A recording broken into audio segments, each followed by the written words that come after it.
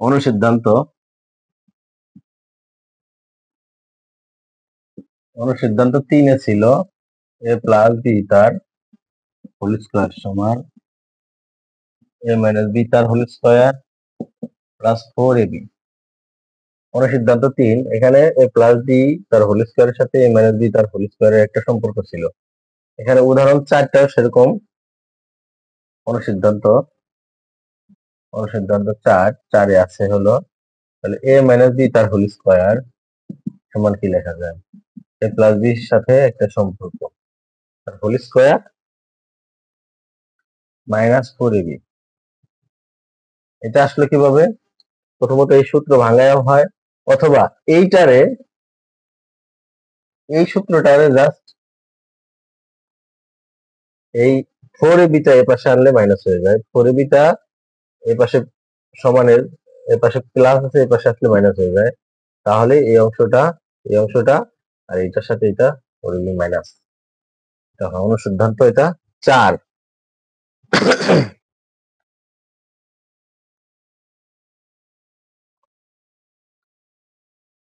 এখন অনুসিদ্ধান্ত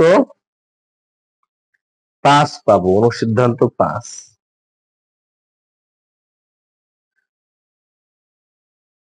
অনুসিদ্ধান্ত 5টা আসে কিভাবে?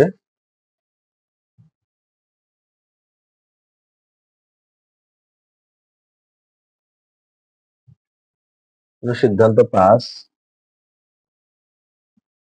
অনুসিদ্ধান্ত 5 অনুসিদ্ধান্ত 5টা আসে হলো দুইটা সূত্র, বেস সূত্র। 1 নাম্বার সূত্র a প্লাস বি তার whole square equal to a square plus 2ab plus B square. আর 2 নাম্বার সূত্র হলো a মাইনাস বি তার whole square a square plus minus 2ab plus B square. এই দুইটা সূত্রে সমীকরণে 1 2 দেই। দুইটা সূত্রের যোগ করলে একটা অনুসিদ্ধান্ত আসবে, বিয়োগ করলে একটা অনুসিদ্ধান্ত আসবে। যদি আমি যোগ করি তাহলে কি হয়? a প্লাস বি তার whole square plus minus B তার whole square square plus 2ab plus B square, পুরাটাই যোগ হবে এটার সাথে। তাহলে plus square minus 2ab plus B square, বা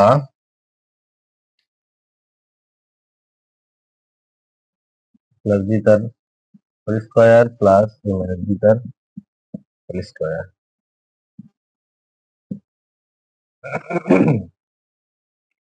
এখানে a square 2 a square plus 2 b square, আর মাইনাস 2ab প্লাস 2ab বিয়োগ হয়ে 0 হয়ে যায়। তাহলে a প্লাস বি তার whole square plus a minus B তার whole square equal to 2 common নিলে স্কয়ার প্লাস বি স্কয়ার।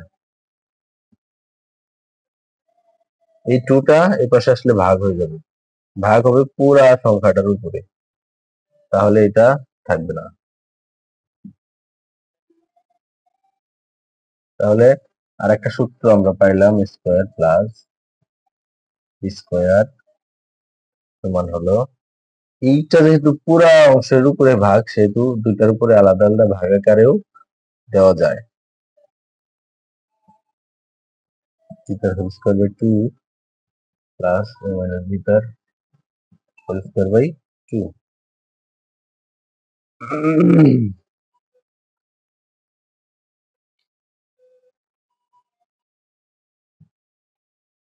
বা এইটা একটা সূত্র, এই পুরাটাই একটা সূত্র, এইটাই একটা সূত্র। জাস্ট এটা আগে লিখলাম, পরে লিখলাম।